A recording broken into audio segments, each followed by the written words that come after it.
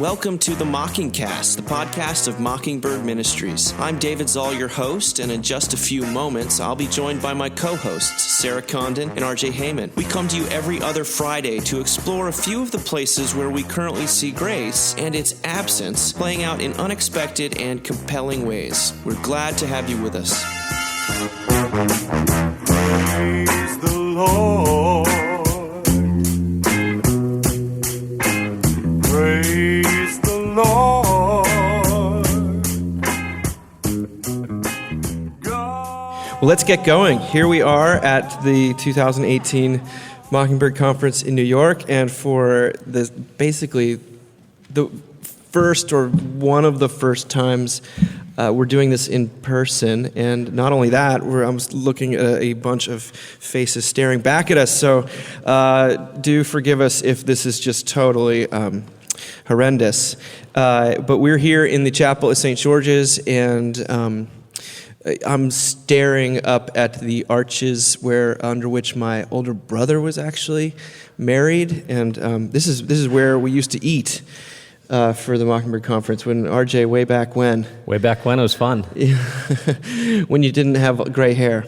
Do I have gray hair now? No, you don't have gray hair. That's just me. I get a couple every so often, and then my wife plucks them. RJ ages in reverse. Yeah. So. Well, Same thing when I get a chest hair. My wife pop it out, stay smooth. There are people in front of us. I know. We're going to need some response, too. It's being really weird if you're just... I wish we had an applause light or something. It's going to be very... It's embarrassing. We can edit this, though, right? Okay, yeah. We can edit. Okay, we'll edit great. every time. Just edit all of it out. Well, I feel badly because I'm asking you guys to record this, and tonight you're both presenting. So, where are your nerves? What's your status report as you walk into New York City on April the 26th? RJ, you got a funny look on your face. I'm excited. I feel more prepared than I usually do at this point with 2.5 hours left to go. I'm looking forward to it. Should be fun. Beautiful day in New York. I know it's supposed to pour rain tomorrow, but always nice to come in from Long Island, come in from LaGuardia and see the jewel of the city, laid out in front of us. So excited to be here, excited for a great weekend.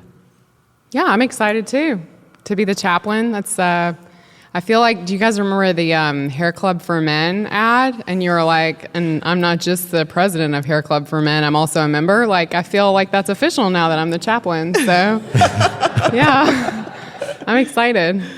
Well, thank you guys for doing this. This is fun. The first thing that I thought of to talk about that came across our screens this week was the New Yorker put up something called GPS Directions for Adulthood by someone named Irving Buon.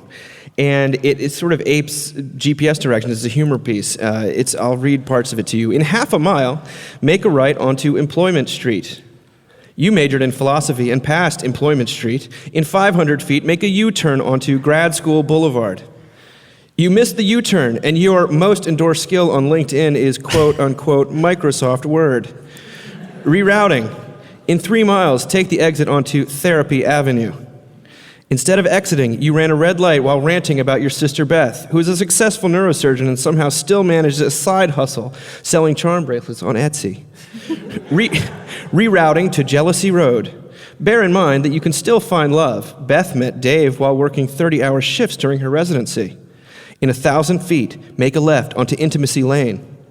You veered wildly off Intimacy Lane, rerouting to Fear of Commitment Parkway. In 2 miles, make a right. There is nothing interesting there, but the important thing is to keep moving forward, even if your only friend is the bartender at Applebees. I noted several points of interest for you nearby. There is a 24-hour Planet Fitness within 2 miles that you... Rerouting to Applebee's. I'll take you there, but I don't condone this. Look, this is against protocol, but I'm starting to worry about you. In 900 miles, make a left onto Moving Back In with Your Parents' Street. Rerouting to Pursuit of Happiness Expressway. Expect many tolls.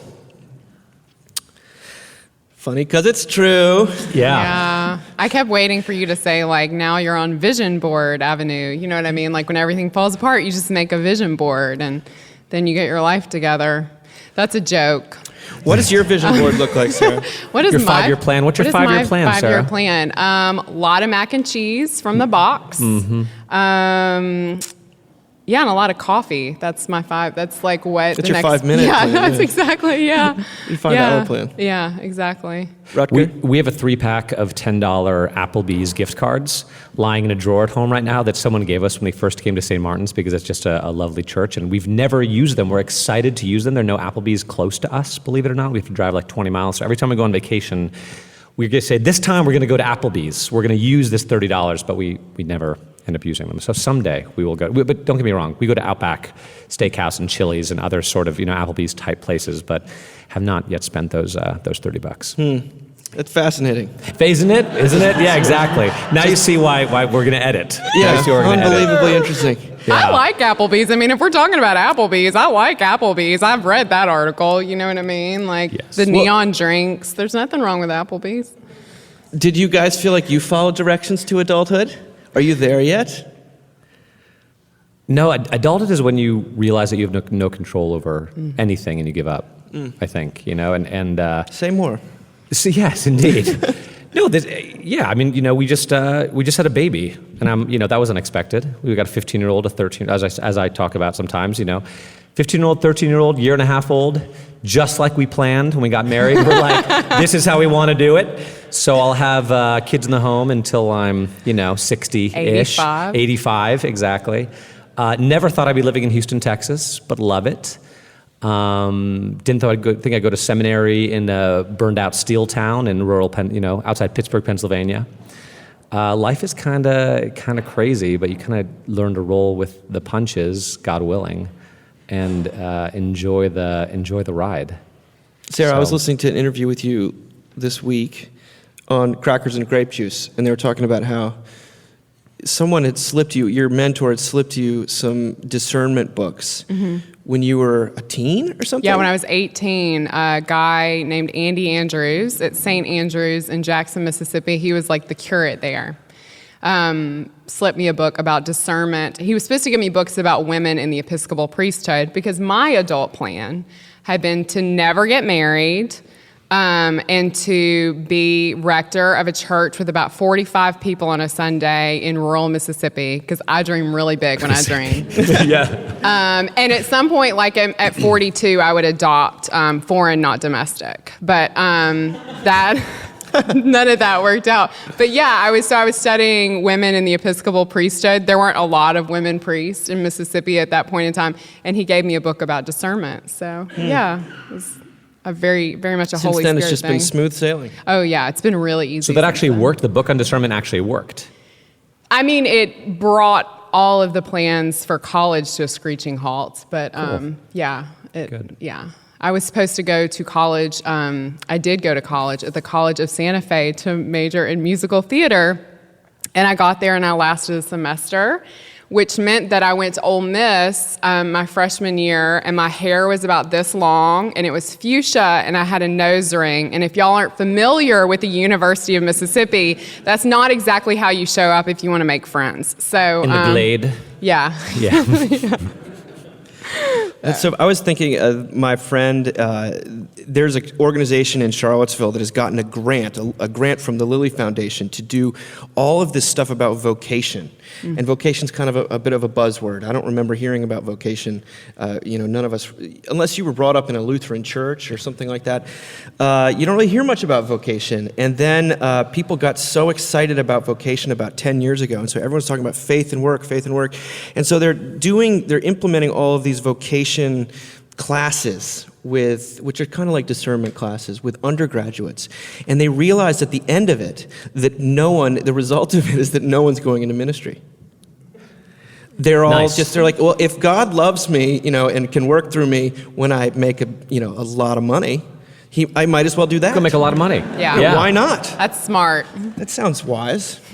It was, and because, Will McDavid, who was talking about this, and he's written a lot about this on Mockingbird, but he was,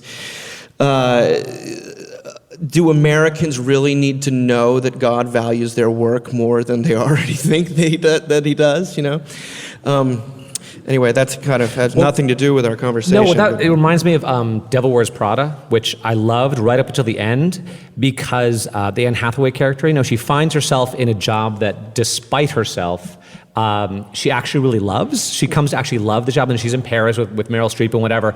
And then she's like, no, but I'm going to go back to my original dream of what I thought I wanted to do. And it rang really false to me because if you actually have, by the grace of God, find yourself in a position where you are happy and enjoy what you're doing, do not leave that thing. Like maybe you're actually called to do that. And with regard to these undergraduates, what was I? I was a art history major. I started off as philosophy, and then right. anthropology, That's rough, and then art history. And so my dad actually gave me really good advice. He said, hey, RJ, just undergrad, which I wasn't expecting, I gotta say, to get good advice from him, but I did.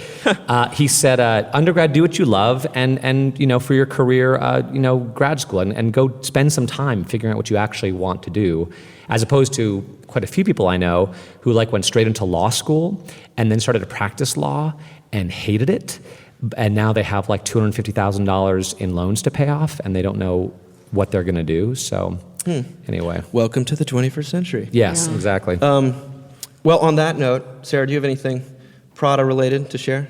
I don't. I learned such wonderful things about RJ just all the time, and now I've learned that Like you what? love The Devil Loves Prada. Or The Devil Wears Prada. Until the end. You singing that whole montage from The Little Mermaid on a podcast recently was a real eye-opener for me. So, would you like to do it for them? No, but I will say the person next to me was watching Tangled on the way over, and I forgot the cord for my headphones, so I had the headphones but not the cord that connected. I was really jealous because I tear up in the rowboat scene every time with the floating lanterns. I do. It's another one of those movies that I watch with my boys, and they look over and they're like, "Dad, this is get it together," So anyway, I do love me some Tangled. Well, speaking of movies, Yeah. the second item to talk about is this new movie, I Feel Pretty, which is an Amy Schumer vehicle, which just came out, and I haven't seen it. It just came out. But Amanda Hess, writing in the New York Times, wrote something that was sort of right down our wheelhouse, and I'm fascinated to hear what you guys think. It's called I Feel Pretty and the Rise of Beauty Standard Denialism. She summarizes the movie this way. The down-on-herself Renee, played by Amy Schumer, conks her head in a soul cycle accident and awakens believing that she has miraculously become supermodel hot. She revels in it, charging into a bikini contest, snagging a promotion, and basking in the affections of a beefy corporate scion, only to discover that her looks never changed a bit. The benefits she thought she had accrued through beauty were won instead through her newfound self-confidence. Right? Sounds like a Hollywood movie. The movie suggests that the only thing holding back regular-looking women is their belief that looking regular holds them back at all. That attitude puts the onus on the individual women to improve their self-esteem instead of criticizing societal beauty standards writ large. And this is where it gets really interesting. Amanda writes, the reality is that expectations for female appearances have never been higher. It's just become taboo to admit that. This new beauty standard denialism is all around us. It courses through cosmetics ads, fitness instructor monologues, Instagram captions, and increasingly popped feminist principles. Keeping up appearances is no longer simply a superficial pursuit, it's an ethical one too. A woman who fails to conform to the ideal is regarded as a failure as a person. You're not caring for yourself enough. You're not, there's this kind of language. So now corporate entities are cynically encouraging women to engage in beauty and fitness routines to become better people, not more attractive ones. The beauty ideal is so pervasive that it is internalized in many women who are haunted by idealized visions of their own bodies, fantasies of how they might look after undergoing extreme diets or cosmetic procedures. Now, they highlight the Dove ads with sort of beauty in any shape or something like that, and I always thought those were kind of nice ads. Wrong. You were right, yeah. I feel totally unqualified to talk about any of this, I guess, but it's what I found interesting, and I'll continue to read, is this sense that we're feeling good about ourselves for maybe not appearing as superficial. But now, you have to look incredibly good. The law's even higher. It's The just law's higher even and higher, higher. and the bar is just constantly raised. And you have to be, it has to be ethically self-realized. You're not doing it to please society or to please a man. You're doing it because you doing it have for you. integrity as a human being and self-willpower, and you're actualized. It struck me as, I'm not a woman, but I am married to one. Yes. And so I hear about this sort of thing all the time, and this beauty standard denialism. Sarah, I'm very interested to know what you think. Well, there's a couple different thoughts that come to mind. The first one is I think about how women, there's the law of self-care that we have. And I love, that a lot of like what we interpret as self-care as women are like things that women on the Real Housewives of Orange County do, like you get your nails done or you get your hair done or you get all these things done all in the name of like taking care of yourself. And I don't know if you've ever sat in a nail salon for an hour and a half, but I don't feel great the whole time. I mean, it's not meditative. Jesus isn't there, you know what I mean? Like, I feel guilty for having someone be at my feet, and I feel like I'm spending too much money on this. I mean, there's like all this head clutter, and then there's the end product, and I feel worse afterwards. But it's self-care, so that's something. So it's justified. Yeah. The other thing I think about that's interesting is that I'm so glad to be 35 and not 25 right now, because like at 35 you're just like, I'm not doing that. You know what I mean?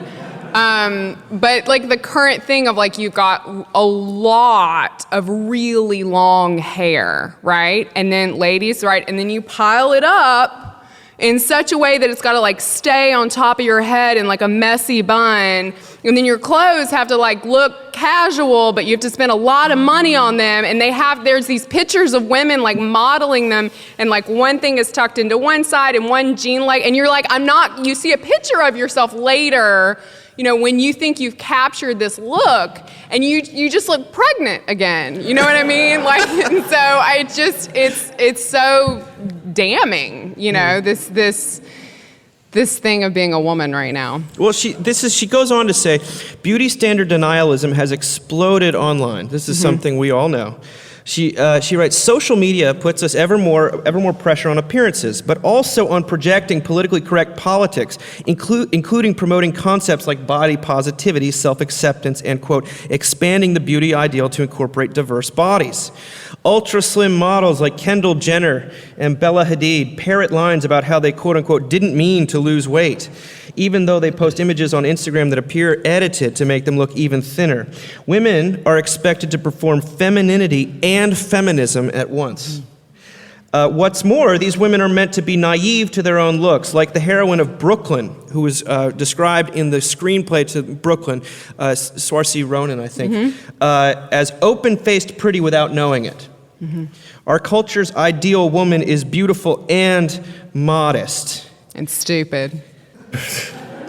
I mean, that's interesting, right? That you would be really beautiful and put lots of effort into it and then be like, oh, me? What do you mean? I mean, like, what is that? But you're supposed to be, instead of adopting a new ideal, it's actually, let's just do both. Yeah. Pile it all on. Yeah. Pile it all on. Yeah. It sounds incredibly exhausting. Right? Yeah. RJ? I mean, I like to think of you as the second woman on the podcast. Yeah. Thank you. I appreciate that. I feel like I'm a happy medium between the two of you. Yeah. I don't know what to say because my wife could certainly talk about this. I mean, I have all brothers. She has all brothers. We have all boys, and I hate to say this, because sometimes I would love to have a daughter, but I also feel like it'd just be a lot harder in a lot of ways to deal with those pressures that I know that she would be under. So I don't quite know what to say about this, to be honest with you. It's depressing. It's sad. I hate it. This book that Sarah and I read this past summer, I say that we read it because we were talking about it a lot, called The Unmade Bed. And it's got this incredible chapter called Girls' Crisis, Boys' Crisis. And to say that one is having a crisis does not mean to say that the other's not too. In fact, if you look at the data, the boys are underperforming. They're extremely sad. They're having a crisis too. Meanwhile, the women are expected to be goddesses. Yeah. Self-actualized, empowered goddesses with no weakness. And it's girls' crisis, boys' crisis. That's how I would like to see it. It's just like, it's the crisis of the law that is ratcheting up in ways that are so ingenious and finely calibrated that every time you think it can't get worse, it does. Now, this is how she ends it, because she says, why is it so hard to talk about this? I suspect it's also that it's simply too painful to address head on. The amount of brain power I spend every day thinking about how I look is a monumental waste. The sheer accumulation of images of celebrity bodies in my browser history feels psychopathetic or psychopathic, something like that. I like psychopathetic Psychopathetic is too. good. Feels psychopathic. I like to think of myself as a pretty smart person, but the truth is that I can't seem to think my way out of this. The only way I've found to banish momentarily that shadow of the idealized self is to pay for it to go away with a Sephora shopping spree or a spin class. Boom! You know, it's like, Really good. there you have it. One thing I will say, I find this consistently depressing, is how our culture glorifies attributes at the end of the day people actually can't help.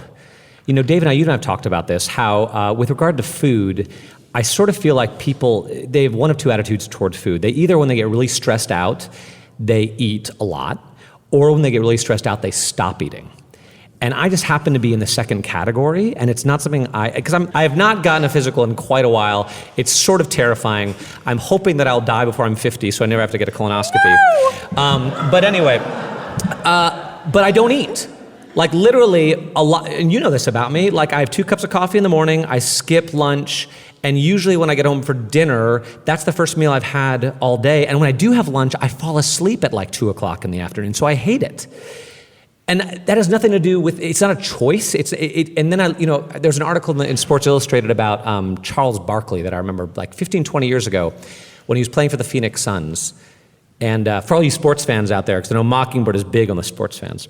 Charles Barkley is hilarious, by the way. You know who that is? The round mound of rebounds, Dave? Who did he play for before he played for the Suns, Dave? Just keep talking, Yeah, the RJ. Philadelphia It's really 76ers. interesting what Anyway, you're saying. it is interesting. So he grew up in Alabama, he's African American, and you would never think about this about him. Every night when he got home from a basketball game, he would vacuum his entire house. And all of his hallways were lined with mirrors, and he had to make sure that the vacuum lines lined up before he went to bed. Why do you think he was a successful basketball player? That's why. Because he was anal, because he was neurotic, because his attention to detail was so overblown. And a lot of the times you meet quote unquote successful people, and there's a dark side to their success, that they're compulsive, people overeat, they undereat, that people's wills are bound. Right. But in our culture, we think it's just to make better choices, try harder, get educated, find a better strategy, but that's not true. People just are the way they are, and there's a certain set of behaviors that our culture has chosen to glorify and lift up, and another set that we've chosen to denigrate, when the reality is neither set of those people have really any control over who they are. So it's just sad. I just feel badly for people that have no control over themselves, but that leads them to make choices, quote unquote choices, that our culture doesn't value. Does that make sense what I'm saying? Mm-hmm. It does. It's also why I think Mockingbird ruins exercise classes for people, because if I go to an exercise class and the instructor's like, "You're doing awesome. If you can do this, you can do anything. You're amazing." The whole time I'm in my head "That's a lie. That's a lie. That's a lie." There's freedom in being no, I actually really like to eat ice cream when I'm stressed out, and I really don't like to. Do you like to exercise? Or do you need to exercise? I'm pretty neurotic about exercise. My wife, you, for example, you're an amazing writer, but you need to write. Yes. You have no choice. It's You'll go crazy if you don't write. Compulsive. Right? My wife needs to exercise. If she goes a few days without exercising, it's not a good scene. Right. Plus, she's an introvert, so it's the only time she gets alone because we have a small child. Right. So, Well, one of the things I'm going to try to talk about in my talk a couple days from now is that the form that this takes when we talk about body positivity, it sounds like compassion. And it sounds like, and we talk about expanding the ideals of what's beautiful. It sounds great. I mean, I think that's, and in fact, the response to I Feel Pretty, the movie, has been basically like, what are you talking about? You're a blonde white lady. And like, if you search pretty woman if Julia Roberts doesn't come up, it's just white ladies with blonde hair, that's our culture's ideal. But where was I going with that? The form of it takes is compassion. It sounds like we're trying to be nicer to people, but the instrument of it is the law. Mm-hmm. And so you're shouting at people to expand their beauty ideal, to feel better about themselves, while also or else. And so it creates even more despair, I think. I mean, I don't know what the answer is, but it's like this. It's in every area of the world right now. Especially when we're politicizing everything, what sounds like compassion, when the law is the way that you're trying to make people more compassionate, it backfires. And you have Amanda Hess saying, the only way I can escape this is by paying someone to distract me so hard from my idealized self and the low level and sometimes acute level of pain that I'm in all the time. The most unfulfillable law is feel good about yourself, right? Like yourself. No one feels good about themselves except for psychopaths. Mm-hmm. Like you have moments. True. You have moments. Yeah. Like, no, I do want to say that this makes me feel so even worse for people who have beach weddings. Sorry if you had a beach wedding. But I feel like the expectation, this is like the best thing about a church wedding. Like 75% of it is done for you. You show up, it's pretty, they know the words. You don't have to write something that's awkward that you have to say about this person that you probably don't know that well, but you're going to make, But like a beach wedding, it always feels like a really anxious thing for me because not only is the bride, and now brides have to look casual, which freaks me out, but you have to look like, it's the same thing. It's the tousled hair, it's the is she pregnant dress, it's the whole thing. And you're at a beach and it's just, I don't know, it's like reminds me of why like getting married, especially as a woman right now, there's so many expectations. So just have them in churches. What's our next article, Dave? Yeah. Plug. I will say this. You may or may not know that the big to-do funeral, the Bush funeral, was at Sarah and my church this past weekend, and I actually had a wedding to do that Saturday night, and the rehearsal had to get canceled for obvious reasons. But the bride texted me on Thursday night, and her text was along the lines of, hey, I know this is a really important time for the Bush family and for the church and for the country as a whole, so I just want you to let you know that we're happy to flex in whatever way we need to. So and I showed it to on Thursday night, like before this, I showed it to my wife, and I was like, can you believe this? This is the greatest, this is the best person on earth. Mm-hmm. And so that was encouraging. One bride who was not, at least in that one moment, was not super anxious about getting married. Yeah. Well, last but not least, I figured since we've just infiltrated New York, we should talk about Chick-fil-A. Yes. Yes.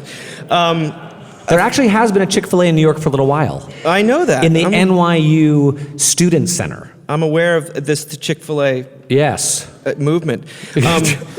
This dangerous Chick-fil-A thing that's happening. You might know what I'm talking about. I'm talking about the New Yorker published this, what those in the biz call tone deaf editorial about Chick-fil-A opening 4 locations now in Manhattan, and him lamenting the fact that it was so popular because of its, I think he calls it creepy Christian traditionalism, but then goes on to talk about how dare they try to foster community with sort of reclaimed wood, as though every single other restaurant in New York, by the way, isn't doing that. Just go to front of a farmer 2 blocks away. You'll know what I mean. It'll look like a Chick-fil-A. Trust me, there's no farm.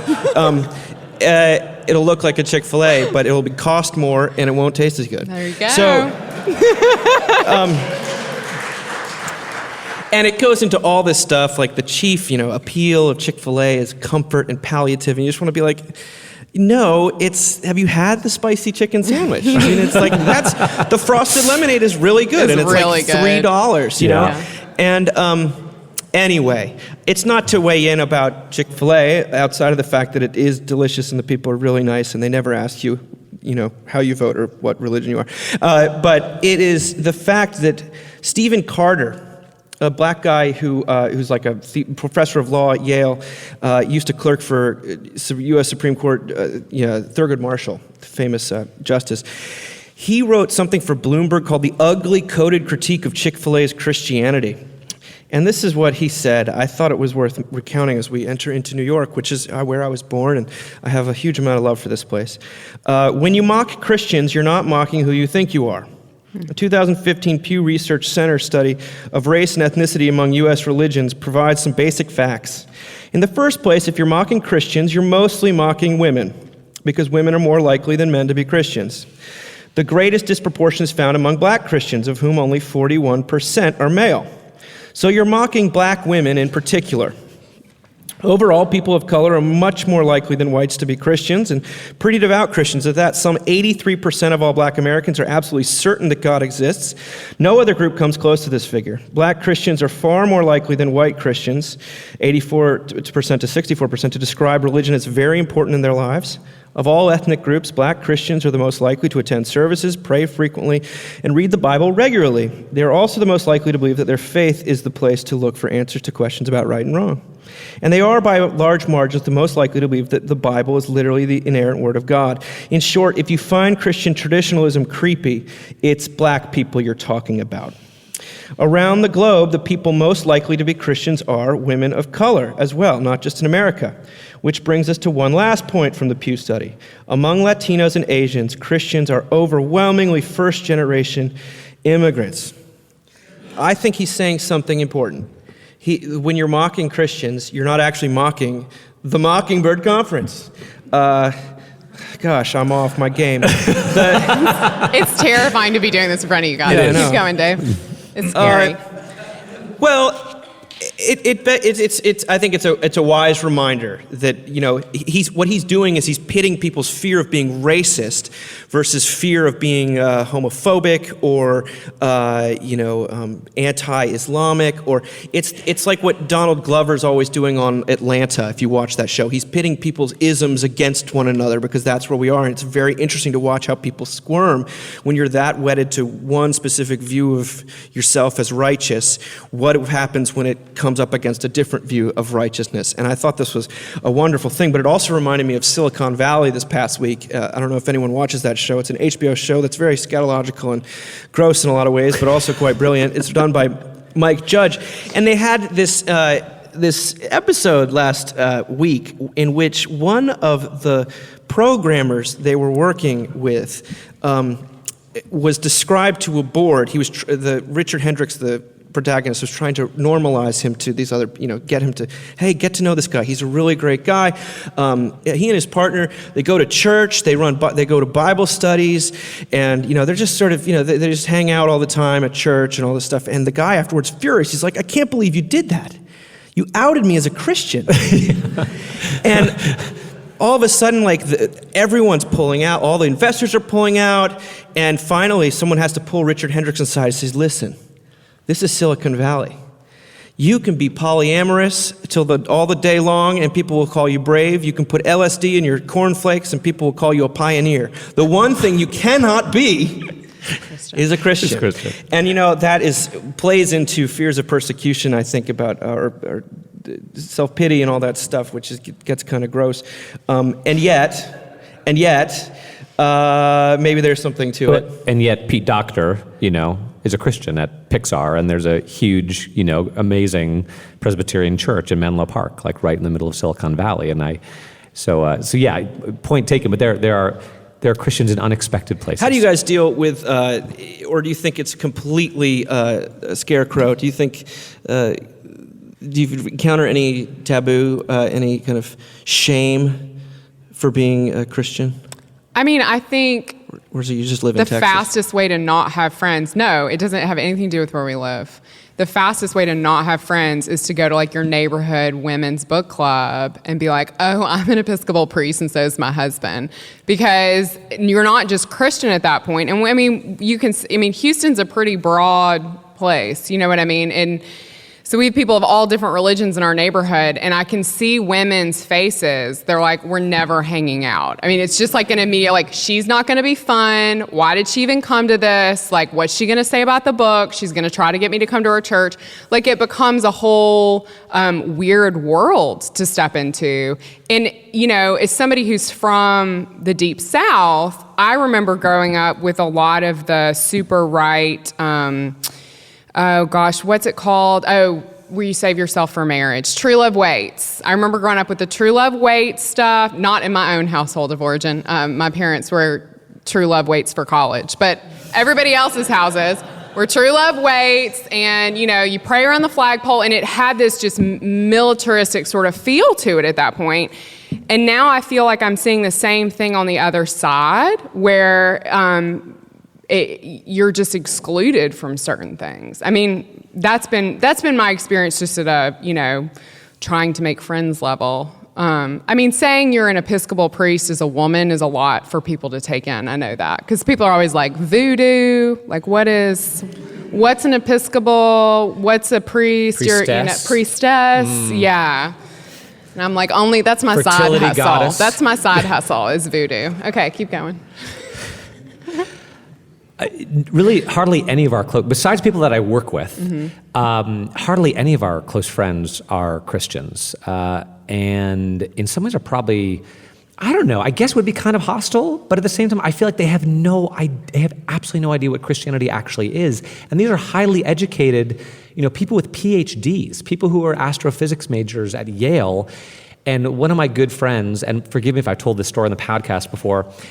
This is the Yale guy who I love, and Paulie. Yale gets a lot of love. Paulie, I'll give you a shout out.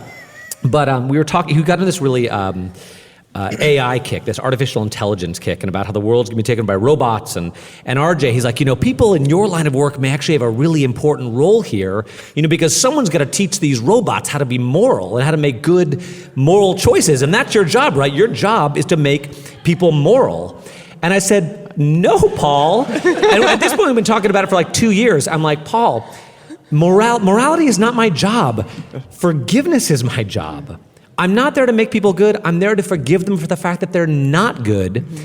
And then finally, I was like, have you ever read the Bible? He's like, you know, I've been meaning to.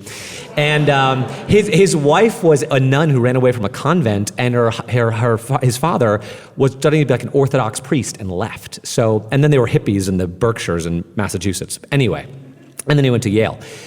But he went, I said, well, hey, I gave my Bible. I said, just read, don't read John because it's sort of confusing. Read Luke maybe, or Matthew. So just in Matthew, because it was the first one. And a week, 2 weeks later, I said, he said, so I read it. I said, so what did you think? I said, we've had these conversations. Don't let me prejudice you. What did you think of it? He's like, well, Jesus is totally different than I thought he would be. He's a wild man. He's crazy. And I said, okay. And what was the essential message? If you were to boil it down to one thing, he thought about it. He said, I feel like Jesus came and he said, you are all a total disaster. And you know what? You're all forgiven. And I said, yes, Paul, that is Christianity. And it actually, you know, sometimes I think to myself that it's up to me to be a really good preacher or teacher or evangelist. Sometimes it's just a matter of people actually reading the Bible. Like this guy who wrote this, or you know, the guy who wrote the New Yorker article, go read the Bible.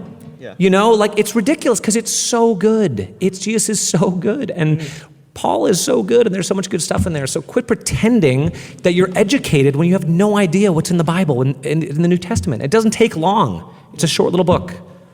Anyway, that's my rant. Yeah. For now. Well, I think as we infiltrate New York with the next few days, I hope and pray that it's with maybe a little bit of humility and grace, and that Jesus, the actual Jesus, not the projection, not the stereotype, might he be present among us. So I think it's time actually to go into the other room. Thank you guys. The other room. What does that mean? The sanctuary. The other room. Enter for those the who aren't here. sanctuary. Any parting shots, Sarah? No, I mean, I just feel compelled to say this as a mother that I love Chick-fil-A because it's really easy to take your kids into. And Jesus is great. So. Yes, try the frosted lemonade. Thank you for coming. Bye. Brought to you by Chick-fil-A.